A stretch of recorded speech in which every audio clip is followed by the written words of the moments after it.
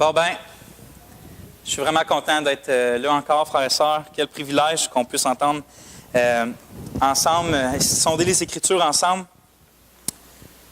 Je vais introduire un peu le message aujourd'hui, puis à suite de ça, on va prier.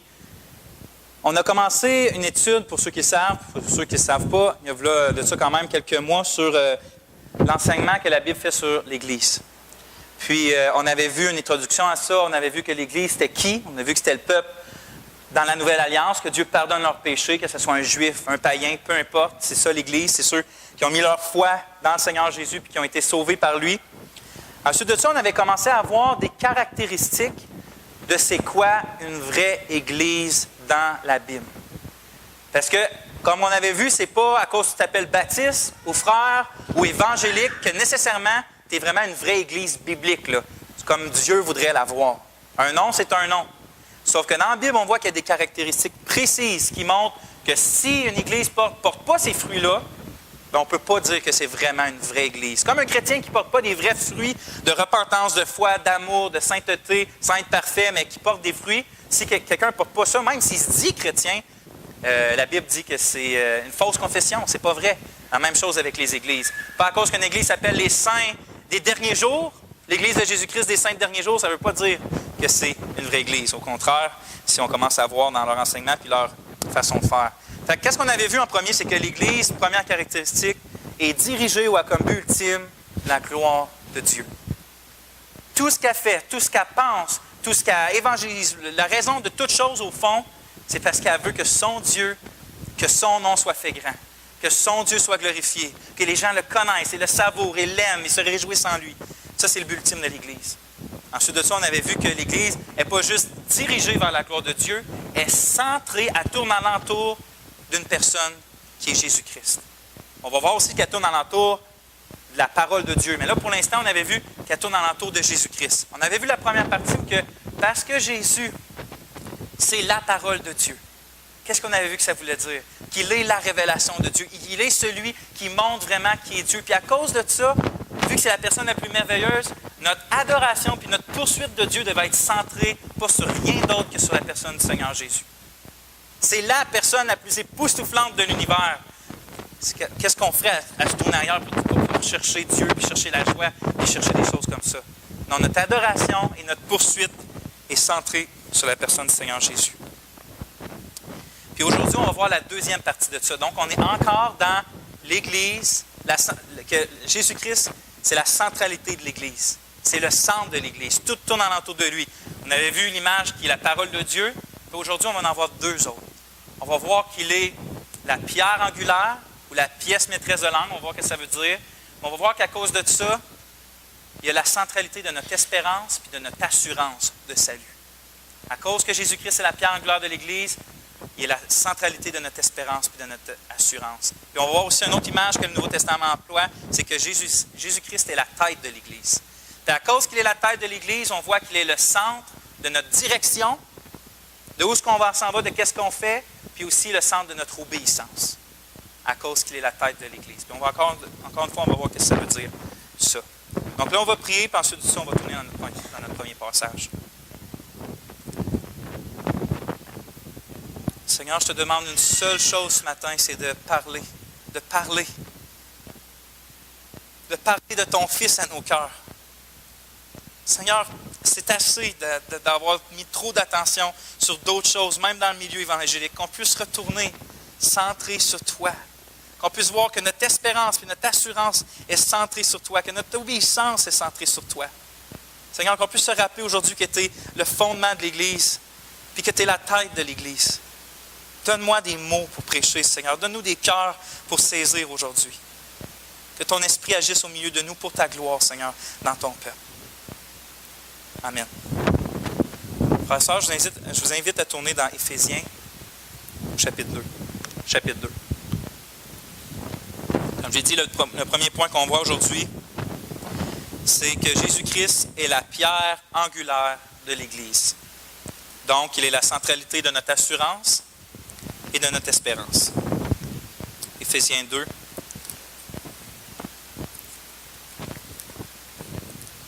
Au verset 20. On va lire à partir du verset 19.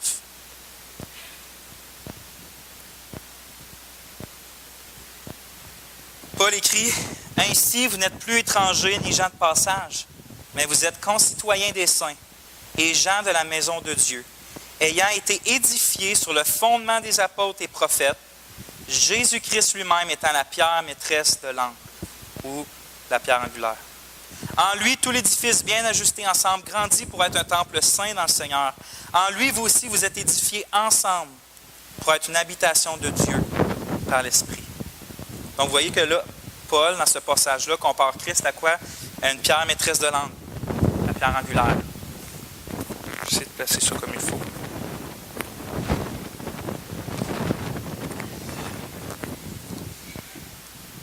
Mais mon point, c'est de se concentrer sur ce que ça veut dire, ça. Qu'est-ce que ça veut dire, la pierre angulaire? Moi, la première fois que je suis venu voir ça dans ma vie chrétienne, je ne savais pas tout ce que ça voulait dire. Donc, il ne faut pas prendre pour acquis qu'on sait vraiment qu'est-ce que ça veut dire. Mais pour comprendre un minimum de qu'est-ce que ça veut dire, ça, pierre angulaire, il faut comprendre aussi un minimum du contexte dans lequel Paul dit ça. Paul, il ne shoot pas ça comme ça entre deux phrases pour rien dire. Il y avait une pensée avant, une logique, puis il arrive à la fin et il dit « Christ est la pierre angulaire ». On va comprendre pourquoi. Dans l'Église d'Éphèse, il y avait un problème. Okay? Puis ce n'était pas juste dans l'Église d'Éphèse, c'est un problème que la plupart des chrétiens du premier siècle ont dû faire face. Puis c'est une sorte... C'est fatigant, ça, hein? OK. Il y avait un problème dans l'Église d'Éphèse, puis c'est un problème qui était pas mal dans toutes les églises. Puis c'est les premiers chrétiens, là, ils devaient faire face à ça. Puis c'était une sorte de division entre les chrétiens d'origine juive puis ceux d'origine païenne. Puis quand je dis d'origine païenne, je veux dire ceux qui n'étaient pas juifs, que ce soit les Grecs ou de n'importe où ailleurs. Il y avait une espèce de division entre ces deux-là. Puis comprenez-les, Jésus, c'était le Messie promis à qui? Aux Juifs. Lui-même, il était juif. Son ministère terrestre, on peut peut-être le baisser, c'est peut-être pour ça, Florent. Son ministère terrestre, il s'est presque exclusivement passé en Israël, en Judée et en Galilée, aux Juifs. Jésus est venu pour les Juifs, dans la ville des Juifs, dans le pays des Juifs, c'était un Juif, c'était le Messie juif. Les premiers chrétiens, c'était des Juifs pur sang. Les apôtres, c'était des Juifs pur sang. Les premiers à recevoir l'Esprit Saint, c'était des Juifs pur sang. Et les promesses de l'Ancien Testament qui s'accomplissaient là, sous leurs yeux, là, par la venue de l'Esprit et par le Fils de Dieu mort sur une croix pour les pécheurs, là, c'était des promesses faites aux Juifs dans l'Ancien Testament. C'est des prophètes juifs qui parlaient au peuple juif.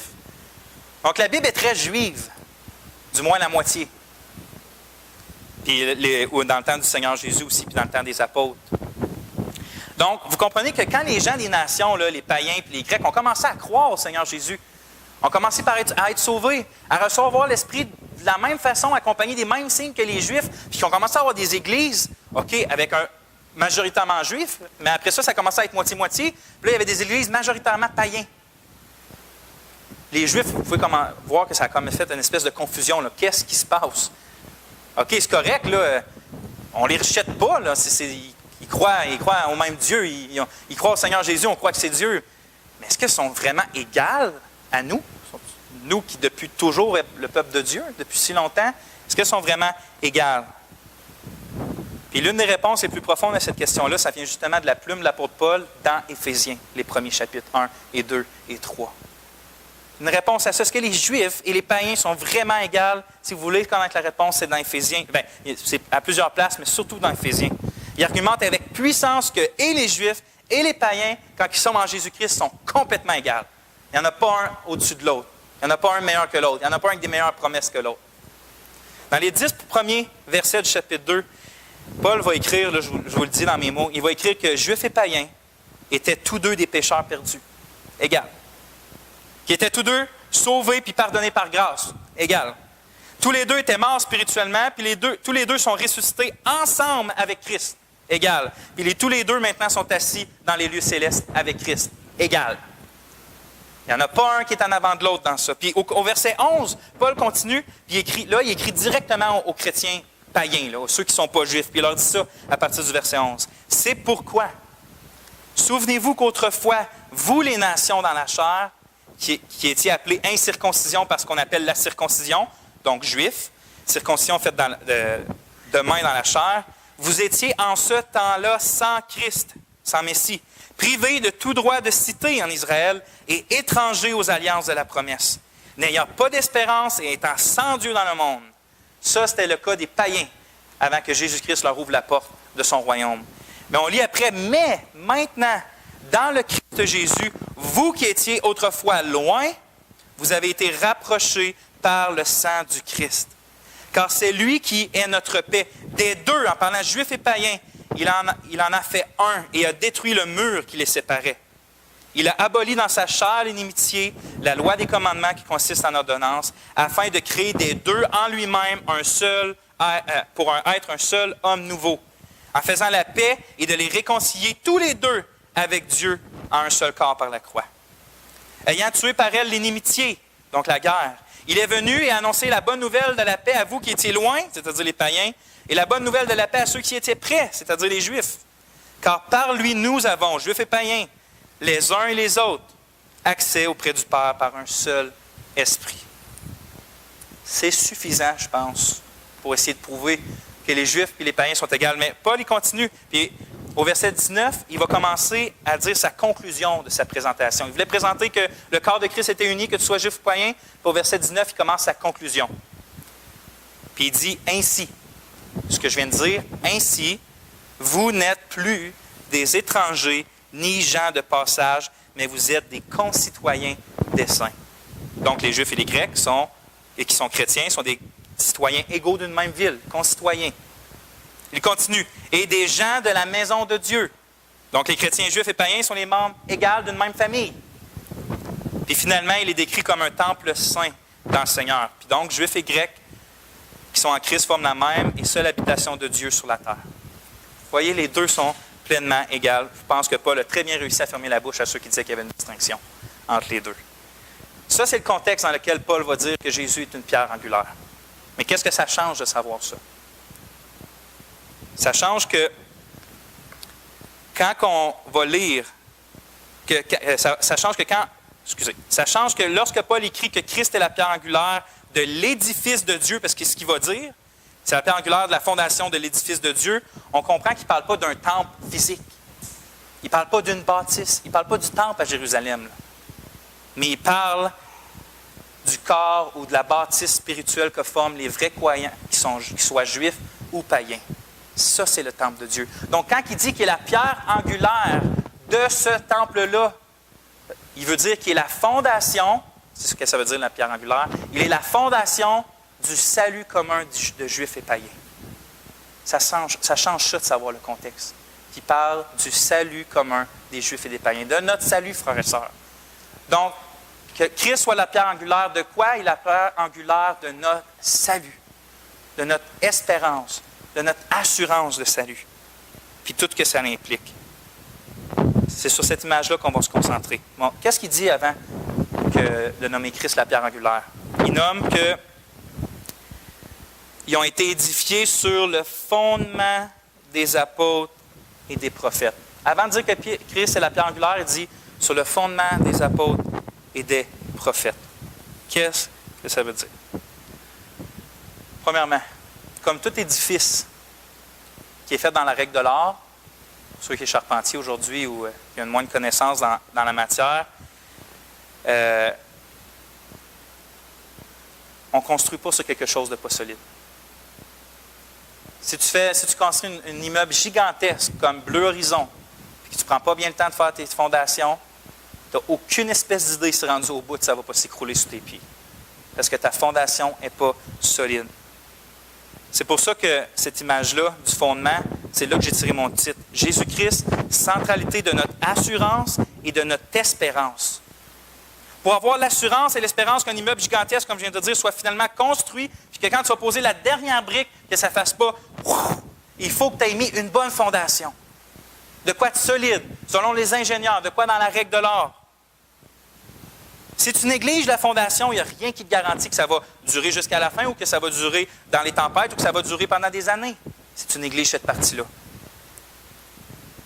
Maintenant, quelle sorte de fondation a le peuple de Dieu pour son salut? Sur quoi son salut, sur quoi notre salut, frères et sœurs, est bâti? Est-ce que c'est bâti sur quelque chose de faible, de pas solide, de pas sûr, ou c'est bâti sur quelque chose de solide, de dur, de durable? Est-ce qu'on a l'assurance que lorsque la dernière brique de nos vies va être posée, là, à la fin, la dernière seconde qu'on va passer ici, là, est-ce qu'on est sûr et certain que notre salut ne va pas finalement s'écraser, s'écrouler, puis qu'on va passer l'éternité loin de Dieu? Est-ce qu'on peut être sûr de ça maintenant? Ou on n'est jamais sûr avant d'arriver à la fin? Est-ce qu'on peut avoir cette assurance-là sans l'ombre d'un doute? Paul, là, il dit que le fondement, c'est le fondement des apôtres et des prophètes. Jésus-Christ lui-même étant la pierre maîtresse de l'angle. Là, je me dis, quoi?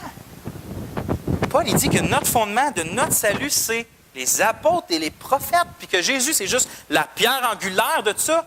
Mais les apôtres et les prophètes, c'est le fondement. Des hommes. OK, c'est les grands apôtres, mais ça reste des hommes. Notre salut repose sur des hommes. Est-ce que c'est ça que Paul est en train de dire? Oui et non. Je m'explique. Dans un sens ultime, il y a vraiment juste un seul et véritable fondement à l'Église. Paul lui-même va dire aux Corinthiens, car personne ne peut poser d'autre fondement que celui qui est posé, qui est Jésus-Christ. Un seul fondement ultime.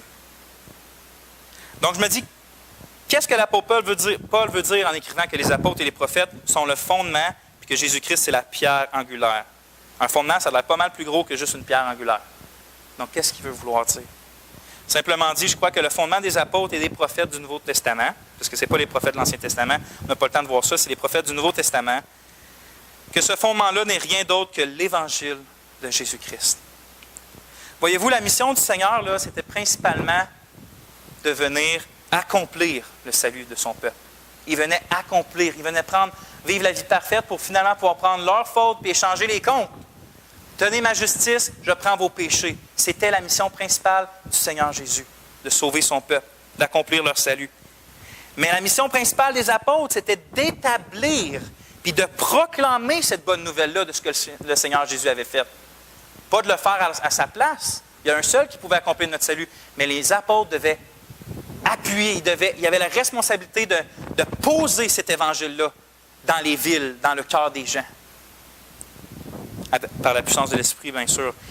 Est-ce que vous avez été sauvés parce que vous avez littéralement vu le Seigneur Jésus cloué sur une croix? Est-ce que c'est ça qui vous a sauvés? Non. Est-ce que vous avez été sauvés parce que vous avez entendu l'Évangile du Seigneur, du Fils de Dieu qui est mort sur une croix à votre place? Oui. C'est parce que vous avez entendu l'Évangile puis que vous y avez ajouté de la foi. C'est pour ça que vous avez été sauvés. Donc, comme la Bible dit, c'est par la foi qu'on est sauvé, puis la foi vient de ce qu'on entend, puis ce qu'on entend vient de la parole de Christ ou de Dieu. C'est l'Évangile.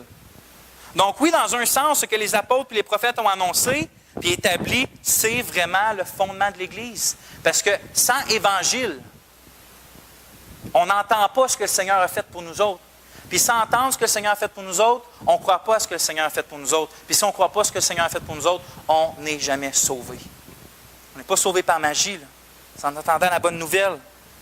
Donc oui, dans un sens, l'Évangile, c'est le fondement. Ce que les apôtres ont fait, c'est le fondement. C'est pour ça que Paul, juste avant d'écrire aux Corinthiens, ce qu'on a vu tantôt, qu'il y a juste un seul fondement, il va écrire ça. Selon la grâce de Dieu qui m'a été donnée, comme un sage architecte, j'ai posé le fondement. Et un autre bâti dessus, mais que chacun considère comment il édifie dessus, car personne ne peut poser d'autre fondement que celui qui est Jésus-Christ. Donc, Christ est donc le fondement. Christ est le fondement, mais les apôtres ont posé ce fondement-là. Parce que Christ était reparti. Puis on ne le voyait plus. Puis il n'était plus là pour parler, mais il le faisait par ses apôtres. Ça implique que la parole de Dieu est aussi centrale, mais ça, on va le voir dans le prochain message. OK, Paul dit que les apôtres et prophètes ont enseigné puis établi que ce que les apôtres ont enseigné et établi, c'est le fondement de l'Église, puis de notre salut commun. Mais il ajoute après que Jésus-Christ, c'est la pierre maîtresse de l'angle, c'est-à-dire la pierre angulaire. Qu'est-ce que ça veut dire maintenant, ça?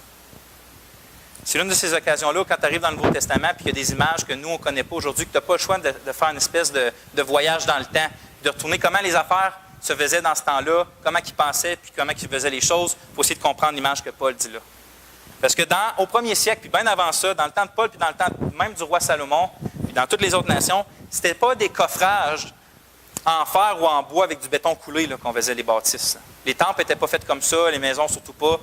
C'était pas du béton coulé. La façon qu'on faisait, c'est qu'on prenait des grosses pierres, des immenses pierres, on les taillait, puis on les assemblait les unes avec les autres.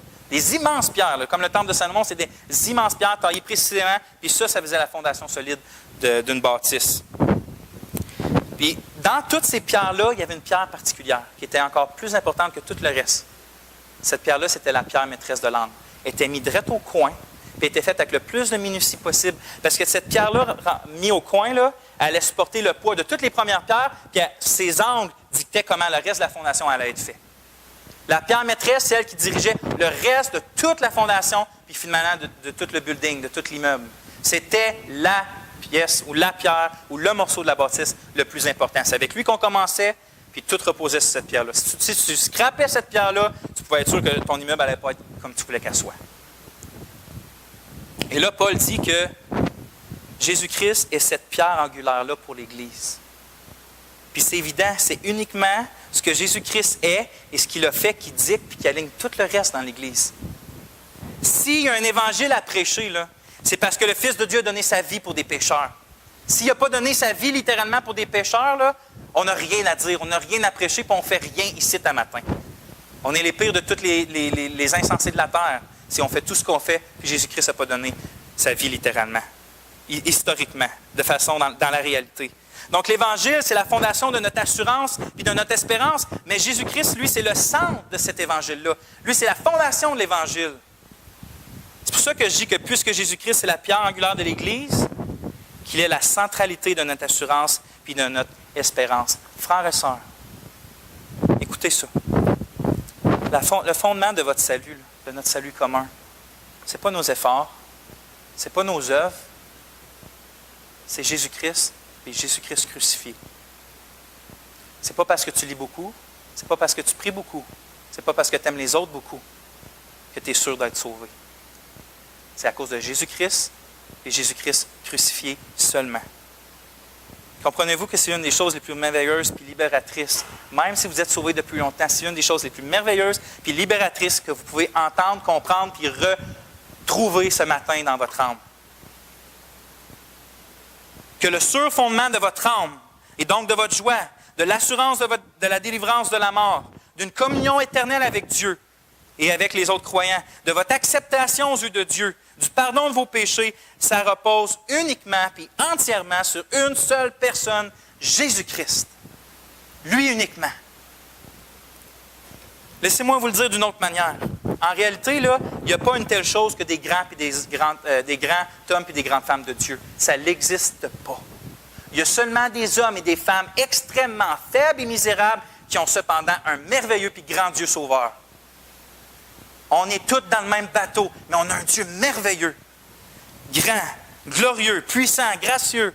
Puis s'il fallait qu'une seule partie de notre fondation, de notre salut, une seule pierre, une seule bout de pierre repose entièrement sur nous, même si tout le reste reposait sur le Seigneur, si finalement il y a une partie qui repose entièrement sur nous, je peux vous garantir, puis la Bible vous garantit, que tout l'immeuble va s'écrouler avec assurance parce que cette pierre-là va éclater.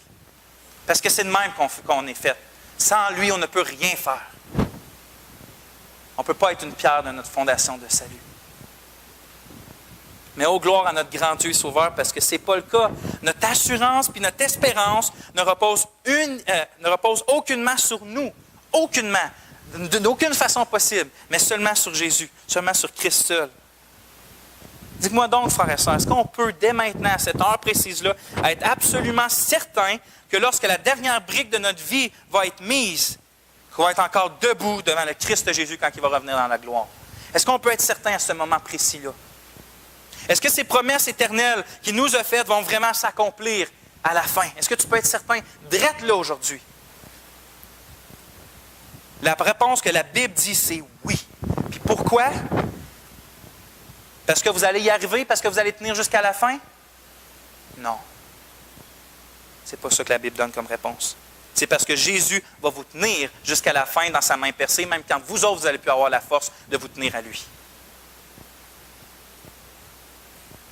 Mais là, quelqu'un va dire, tu prends de la grâce bonbon, en disant que même si on ne suit pas Dieu, qu'on est quand même sauvé. Comprends-tu pas ce que je suis en train de dire?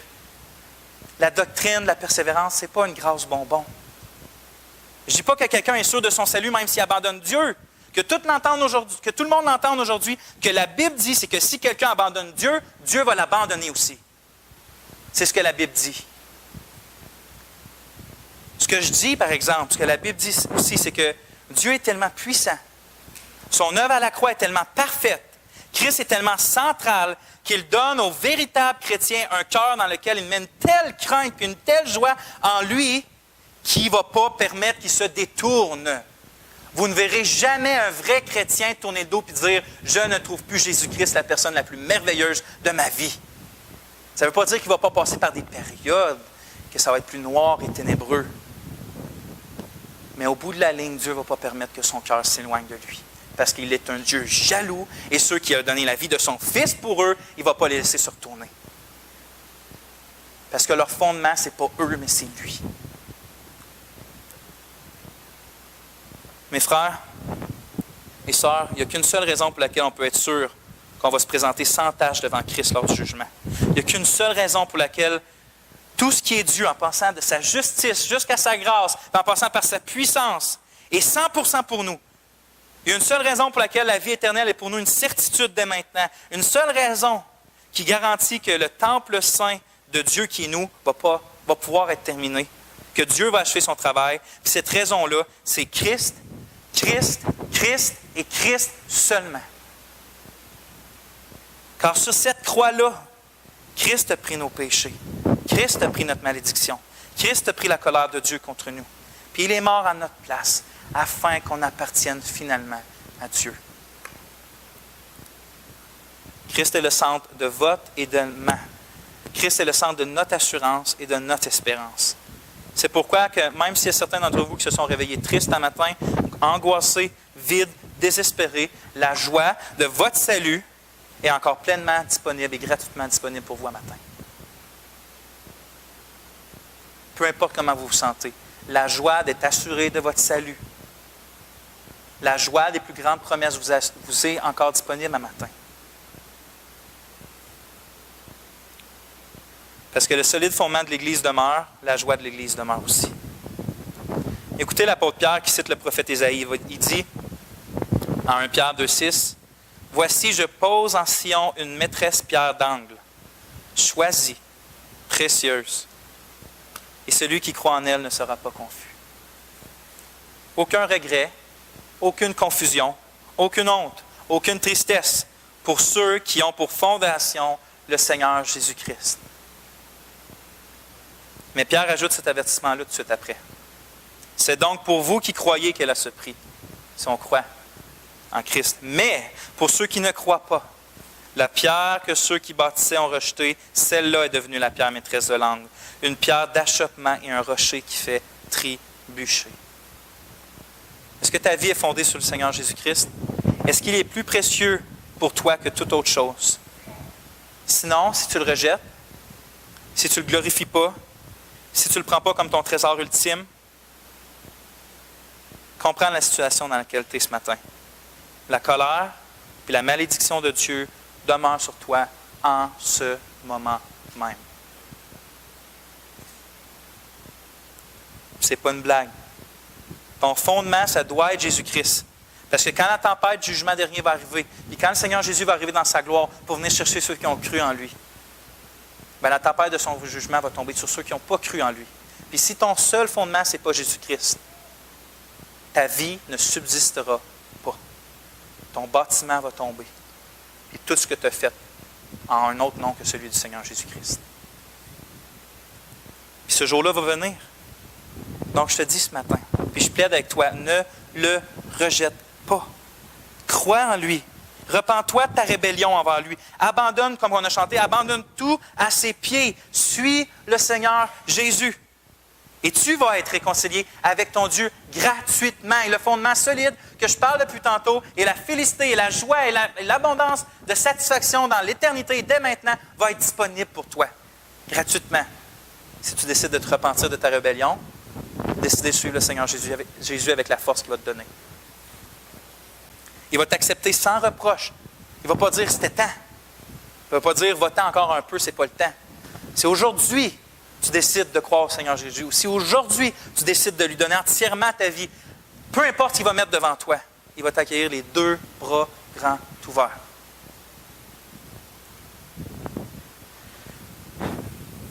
Seigneur Jésus, qu'on puisse ce matin être touché par ta grâce pour revenir à toi, Seigneur, d'une pleine façon pour ceux de nous qui avaient oublié ce merveilleux salut-là. Et Seigneur, de ceux aujourd'hui qui n'ont pas cette fondation-là, je t'en prie que ton esprit le mette dans leur cœur. Amen. Depuis le dernier message, on a vu que Christ détient la centralité de notre poursuite, puis de notre adoration. On vient juste de voir qu'il détient aussi la centralité de notre assurance puis de notre espérance.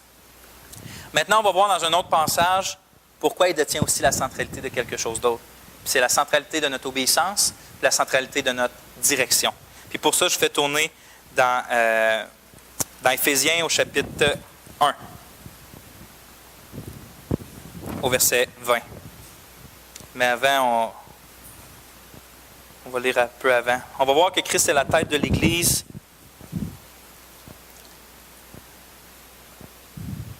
Puis tiens, on va lire à partir du verset 15. C'est pourquoi moi aussi, ayant entendu parler de la foi au Seigneur Jésus qui est en vous, et de l'amour que vous avez pour tous les saints, je ne cesse de rendre grâce pour vous, faisant mention de vous dans mes prières, afin que le Dieu de notre Seigneur Jésus-Christ, le Père de gloire, vous donne l'esprit de sagesse et de révélation dans sa connaissance. Les yeux de votre cœur étant pleinement éclairés, pour que vous sachiez quelle est l'espérance de son appel, quelles sont les richesses de la gloire de son héritage dans les saints, et quelle est l'excellente grandeur de sa puissance envers nous qui croyons, selon l'opération de la puissance de sa force, celle qu'il a déployée dans le Christ en le ressuscitant d'entre les morts, et il l'a fait asseoir à sa droite dans les lieux célestes, au-dessus de tout pouvoir et autorité, et puissance, et domination, et de tout nom qui se nomme, non seulement dans ce siècle, mais aussi dans celui qui est à venir. Et il a assujetti toutes choses sous ses pieds, et l'a donné pour être chef suprême sur toutes choses à l'Assemblée ou à l'Église, qui est son corps, la plénitude de celui qui remplit tout en tous. Il l'a donné pour être chef sur toutes choses à l'Église. Le mot traduit chef veut littéralement dire en grec tête. C'est le mot, une tête, une vraie tête. Et Christ est la tête de l'Église. Et l'Église est son corps. Mais qu'est-ce que ça veut dire encore une fois, cette image-là? Eh bien, qu'est-ce qui dirige tout le corps humain? C'est la tête. Puis c'est aussi Christ qui dirige pleinement toute l'Église. L'image de la tête parle d'autorité et de pouvoir sur le corps. Puis c'est exactement ce que Paul parle dans le contexte. Il l'a fait asseoir à sa droite dans les lieux célestes, au-dessus de tout pouvoir, au-dessus de toute autorité et puissance et domination et de tout nom qui se nomme, non seulement dans ce siècle, mais aussi dans celui qui est à venir. Et il a assujetti toutes choses sous ses pieds et l'a donné pour être chef sur toutes choses à l'Assemblée. C'est pas pour rien que la plupart des traducteurs traduisent le mot chef au lieu de tête, parce que c'est vraiment l'idée qui est derrière, que Paul veut communiquer en nommant la tête. Comprenez-vous que le peuple de Dieu, que l'Église, là, ce n'est pas une démocratie. On n'est pas là, on ne vote pas pour déterminer comment on doit nous conduire ou qu'est-ce qu'on doit faire. Ce n'est pas quelles lois qui sont de Dieu, quelles lois qui ne sont pas de Dieu, comment on doit se conduire dans la vie. On ne passe pas au vote pour savoir s'il faut mentir ou pas mentir, s'il faut aimer les gens ou pas aimer les gens, s'il faut être saint ou pas être saint. On n'est pas une démocratie. L'Église, c'est une monarchie. Un monarque à sa tête, un roi à sa tête. Et ce roi-là, ce n'est pas le pape. Puis ce roi-là, ce n'est pas un pasteur. Puis ce roi-là, ce n'est pas une dénomination religieuse. Ce roi qui règne sur le monde entier, puis particulièrement sur l'Église, n'est nul autre, encore une fois, que Jésus-Christ, le Seigneur de l'univers. L'homme par nature, frère et sœurs, l'homme par nature n'aime pas l'autorité. Puis encore moins l'autorité absolue. Il n'aime pas être le premier. Il aime être celui qui a le droit de décider pour lui-même, de dicter sa propre conduite, de diriger ses propres pas en rendant des comptes à personne. Ça, c'est l'être humain naturel. Faire ce que je veux, quand je veux, pour les raisons que je veux, sans que personne me dise que ce que je fais, c'est pas correct. Mais la réalité, là, c'est comme on vient de le voir, il y en a une autorité absolue. Un roi qui règne sur absolument tout, depuis le plus petit des molécules, des atomes, de je ne sais pas comment c'est petit, jusqu'au plus grand et puissant des archanges dans les cieux. Il y en a un qui règne sur tout ça d'une main puissante, que personne ne peut dire « Que fais-tu? » Enlève-moi de ta main, qu'est-ce que tu fais? Cette personne-là a tous les droits, tous les pouvoirs, il décide d'absolument tout. Cette personne-là est Jésus, puis il a l'autorité suprême, et ça, c'est juste la réalité. Qu'on le voie ou qu'on ne le voie pas, qu'on le veuille ou qu'on ne le veuille pas. Christ a l'autorité suprême sur nos vies. Voyez-vous, Jésus-Christ, ce n'est pas uniquement notre sauveur, là. Il est notre sauveur, mais il est aussi notre Seigneur. Puis ce qu'il demande de nous, si on lit les évangiles, c'est assez clair. Ce n'est pas moins que l'obéissance parfaite. Il nous demande pas d'être. Ce qu'il nous demande, ce n'est pas d'être parfait chaque jour, sinon on ne mérite pas rien de lui. Mais ce qu'il nous demande quand même, c'est de toujours chercher l'obéissance parfaite. Fidèle à lui. Et il ne nous dit pas seulement « crois en moi », puis après ça, vis ta vie. Fais ce que tu veux, comme tu le penses. Il dit aussi, après avoir dit « crois en moi », il dit aussi « obéis-moi et suis-moi ». Que personne ne vous séduise, frères et sœurs, parce que ça n'existe pas une telle chose que Jésus est mon sauveur, mais pas encore mon Seigneur.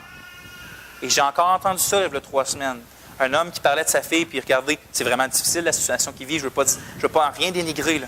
Mais il parlait de sa fille, puis il dit « Ah, ça fait longtemps qu'elle l'a accepté comme Seigneur, mais pas encore comme sauveur. » Ce qui veut dire, elle est sauvée, le contraire, ça fait longtemps qu'elle l'a accepté comme sauveur, mais pas comme Seigneur.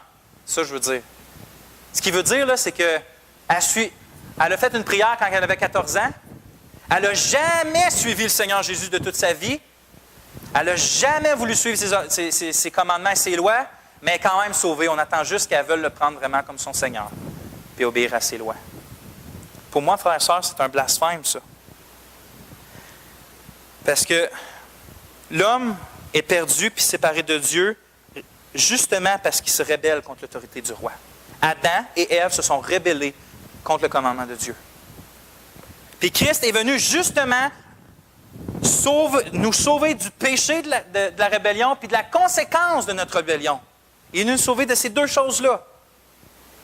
Puis là, certains vont dire que tu peux être sauvé puis de continuer à dire « OK, sauve-moi, que je l'accepte, fais-le, mais pense pas une seconde, Dieu, que je vais commencer à suivre tes lois. Parce que je ne le veux pas. Fait que sauve-moi si tu veux, je suis bien content, mais je ne vais pas suivre tes lois. » Est-ce que quelqu'un comme ça est vraiment sauvé? C'est le but même de venir nous sauver, de nous réconcilier à Dieu, de briser notre rébellion. Notre Sauveur est Seigneur. C'est écrit dans Philippiens que Dieu, le Père, le fait Seigneur, le nom qui est au-dessus de tout nom. Puis l'Église véritable reconnaît pleinement son autorité et elle se soumet avec une entière joie à celui qui est le plus merveilleux de tous. C'est qui dicte comment nous devons nous conduire dans notre vie? Qui dicte comment doivent être les relations hommes-femmes? Qui dicte comment nous devrions organiser notre Église locale? Qui dicte comment devrait être un foyer chrétien? Comment on devrait manger? Comment tu devrais dépenser ton argent? Qui dicte ce que nous devrions croire? Qui dicte comment évangéliser? Frères et sœurs, qui dirige vos vies personnelles puis qui dirige notre vie d'Église? Il n'y a qu'une seule personne qui a cette autorité-là. Puis de mettre n'importe quoi d'autre en avant de lui, c'est usurper son autorité. C'est le Seigneur Jésus-Christ qui a cette autorité-là de nous dicter tout ce qu'on fait. Est-ce qu'on reconnaît toujours l'autorité absolue de celui qui nous aime?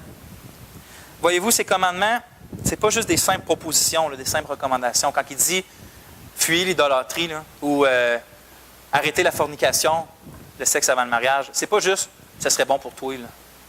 Fais-le si ça te tente ». Quand il leur donne, la seule réponse qui devrait venir de nous, c'est l'obéissance joyeuse et humble. Parce qu'on reconnaît qu'il est notre souverain sauveur, notre souverain Seigneur. Je sais qu'en ce moment, vous vous dites, oui, je sais, ça, c'est évident, ça, que Jésus est Seigneur. Mais est-ce que l'autorité du Seigneur est une évidence dans ta vie? Est-ce que c'est une évidence dans ma vie? Si c'est si évident que ça, pourquoi tu ne mets pas fin à ton travail au noir immédiatement? Puisque Christ ordonne, rendez à tous ce qui leur est dû, à qui l'impôt, à qui les taxes, en Romains. Si l'autorité du Christ est si évidente, pourquoi tu continues d'être dur et prompt avec ton épouse au lieu de t'humilier devant ton roi et de lui obéir quand il t'ordonne « Marie, aimez vos femmes comme aussi le Christ a aimé l'Assemblée et s'est livré pour elle. » Si l'autorité du Seigneur est si évidente que ça, pourquoi tu ne respectes pas l'autorité déléguée de ton mari quand le Seigneur t'ordonne « Femmes, soyez soumises à votre propre mari comme au Seigneur. » Si c'est si évident, pourquoi respectes-tu ton patron au lieu de lui obéir quand le Seigneur de l'univers t'ordonne, esclaves, obéissez à vos maîtres selon la chair avec crainte et tremblement, en simplicité de cœur comme à Christ. Éphésiens 6,5. Si c'est si évident, pourquoi dénigres-tu et insultes-tu le premier ministre du Québec et du Canada, puis le président des États-Unis, au lieu de prier pour eux quand le maître te dit « Tu ne diras pas du mal du chef de ton peuple », Acte 23,5, et j'exhorte donc avant tout à faire des supplications, des prières, des intercessions, des actions de grâce pour les rois et pour tous ceux qui sont haut placés. Si l'autorité du Seigneur est si évidente que ça, pourquoi te rassembles-tu pas souvent avec les frères et sœurs pour communier puis persévérer avec eux, alors que le Seigneur va dire « Veillons les uns sur les autres pour nous stimuler à l'amour et aux bonnes œuvres, n'abandonnant pas le rassemblement de nous-mêmes comme certains ont l'habitude de faire. » Hébreux 12, 25, 10, 25, 13, 25, excusez. Si son autorité est si évidente, pourquoi n'es-tu pas généreux avec ton argent selon les moyens que Dieu te donne? Puisque celui qui détient l'autorité sur ton argent dit « Mais n'oubliez pas la bienfaisance et de faire part de vos biens, car Dieu prend plaisir à de tels sacrifices. » Hébreux 13, 16. Si c'est si évident que Christ détient toute autorité, pourquoi ce n'est pas si évident que ça dans notre vie? Voyez-vous, c'est facile de dire puis de chanter « Christ est roi ». Mais est-ce qu'il l'est vraiment dans notre vie? Est-ce qu'il l'est vraiment dans notre Église? Il est la tête, nous sommes le corps. Il détient donc la centralité de notre obéissance et de notre direction. Lui seul a cette autorité absolue et nous lui devons une obéissance absolue. Puis je me disais, pourquoi fuir? Pourquoi vouloir fuir cette autorité-là? C'est avec cette autorité-là que Christ nous déclare juste par la foi. C'est avec la même autorité qui nous protège de tout mal et de toute force mauvaise. C'est avec cette autorité-là qu'il va dire aux anges, qu'il va ordonner aux anges de venir nous servir, quand même on ne le sait pas. C'est avec cette autorité-là qu'il va nous conduire comme le bon berger prend soin de ses brebis. C'est avec cette autorité-là qu'il va venir juger tout le mal sur la terre, toute l'injustice sur la terre. C'est avec la même autorité qu'il va créer les nouveaux cieux et une nouvelle terre. Puis c'est avec cette autorité-là qu'il va nous faire revivre d'entre les morts, frères et sœurs. Parce qu'au jour dernier, il va dire « Vivez », puis il va nous donner des nouveaux corps. Parce que c'est ça le pouvoir qu'il y a dans sa bouche. Pour qu'on se réjouisse en lui, qu'on s'exalte en lui dans sa présence pour l'éternité. Donc moi, j'ai le goût de dire « Amen » à son autorité. Parce que oui, elle me dit d'agir d'une certaine façon, mais c'est cette autorité-là qui fait que je suis heureux aujourd'hui, pour toujours. Ces commandements sont doux et légers, là, pour ceux qui veulent se soumettre à eux. Christ n'est pas un dominateur pécheur puis narcissique, centré sur lui-même. Il est le seul et le plus merveilleux roi de toute la création. Gloire à lui. Soumettons donc de nouveau nos cœurs et nos églises à lui seul et pas un pasteur et une dénomination et un programme ou peu importe quoi. Et surtout pas au pape non plus. À lui seul qui est l'unique chef de son peuple. Conclusion des deux derniers messages. Christ est le centre, point final. Le centre de notre adoration puis de notre poursuite, yes. Le centre de notre assurance puis de notre espérance, yes. Le centre de notre direction et de notre obéissance, oui. Puis si Christ n'est pas le centre d'une église locale, c'est juste et tout simplement pas une vraie église de Christ. Amen, on va prier. Seigneur Jésus, merci pour ta parole qui te montre comme l'être le plus merveilleux, le plus digne, le plus souverain, le plus grand. Je te prie que cette Église-là, tu la rendes fidèle et obéissante dans la joie, Seigneur, centrée sur toi, dans tout ce qu'on fait et qu'on pense, qu'on adore. Je te prie de nous libérer de nos idoles, de nous libérer d'être centrés sur nous-mêmes, qu'en tant qu'un peuple, en tant qu'entité complète, en tant que ton corps, on puisse être centré sur toi. Seigneur, qu'on puisse avoir l'assurance de notre salut à cause de toi, qu'on puisse se réjouir à cause de toi, qu'on puisse obéir à cause de toi. Sois glorifié, Seigneur, parce que tu es la parole de Dieu, parce que tu es la tête de l'Église, parce que tu es la pierre angulaire de l'Église. Seigneur, parce que aussi tu es l'époux de l'Église. Amen. Merci, frères et sœurs. Que Dieu vous bénisse. On se voit mercredi pour l'étude, vendredi pour les